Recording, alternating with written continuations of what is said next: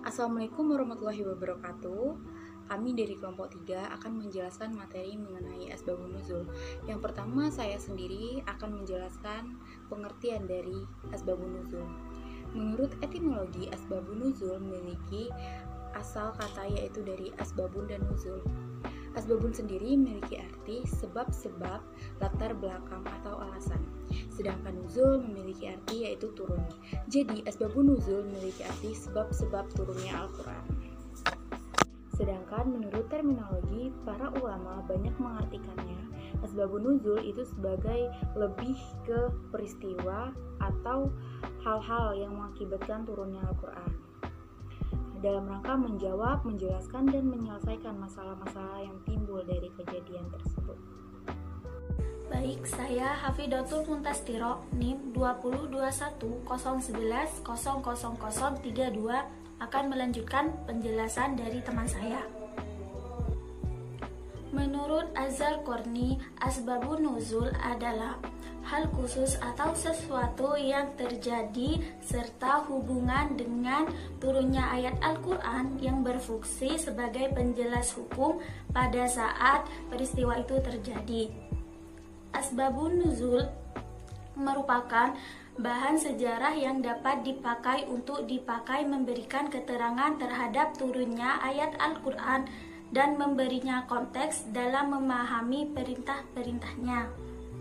Bentuk-bentuk peristiwa yang melatar belakangi turunnya ayat Al-Quran itu sangat beragam. Di antaranya berupa konflik sosial seperti ketegangan antara suku Aus dan suku Khazraj. Kesalahan besar seperti kasus seorang sahabat yang mengimani sholat dalam keadaan mabuk. Ulama berpendapat bahwa tidak semua ayat Al-Quran itu memiliki asbabun nuzul. Oleh sebab itu, ada ayat Al-Quran yang diturunkan tanpa ada yang melatar belakanginya atau yang disebut dengan ibtidah. Macam-macam ungkapan yang digunakan oleh para sahabat untuk menuturkan sebab nuzulnya, yaitu yang pertama kata sababu, sebab. Contohnya sababu nuzuli hadhil ayati kada. Artinya sebab turunnya ayat ini. Ungkapan ini disebut sebagai ungkapan atau redaksi yang sharih. Apa itu artinya sharih?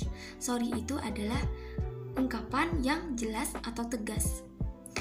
Nuzul yang menggunakan ungkapan atau redaksi ini menunjukkan bahwasannya memang benar-benar sebagai latar belakang turunnya sebuah ayat. Jadi tidak ada kemungkinan mengandung makna yang lain. Kemudian untuk kata yang kedua yaitu kata fa, maka. Contohnya hadatsata kada wa kada fanazalat ayatu. Artinya telah terjadi peristiwa ini dan itu, maka turunlah ayat. Nah, ungkapan atau redaksi ini sama halnya dengan ungkapan yang sebelumnya, yaitu kata sababu. Ungkapan ini sama-sama merupakan ungkapan yang sharih, ungkapan yang jelas atau tegas. Kemudian yang terakhir yaitu kata fi, mengenai atau tentang. Dalam contohnya, nazalat hadhil ayatu fi kada wa kada. Artinya, ayat ini turun mengenai ini dan itu. Ungkapan seperti ini atau redaksi seperti ini tidak secara tegas atau ghairu sharih. Berbeda halnya dengan ungkapan yang tadi. Ungkapan yang tadi sama-sama merupakan ungkapan yang sharih, ungkapan yang jelas atau tegas. Jadi ungkapan dari kata fi ini merupakan redaksi atau ungkapan yang dalam menyebutkan sebab turunnya ayat itu masih memiliki kemungkinan terdapat makna yang lain. Dalam artian masih terkandung kemungkinan memiliki makna yang berbeda. Urgensi dan kegunaan asbabun nuzul.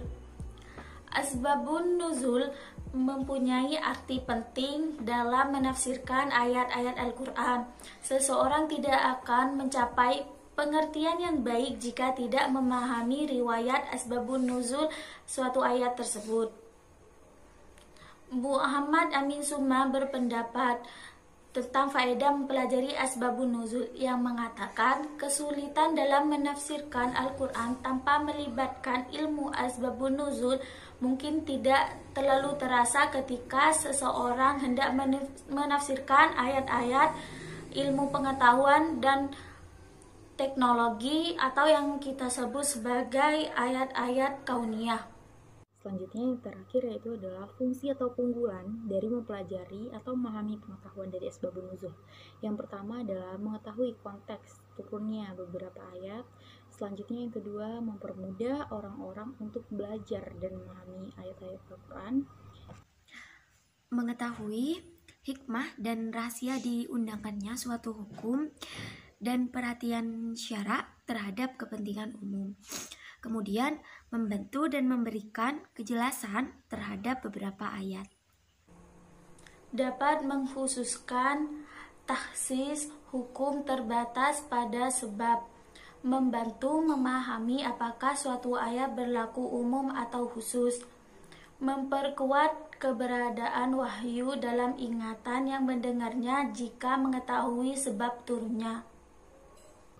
Sekian presentasi dari kami kelompok 3 asbabun nuzul. Apabila terdapat kekurangan kami mohon maaf. Terima kasih. Wassalamualaikum warahmatullahi wabarakatuh.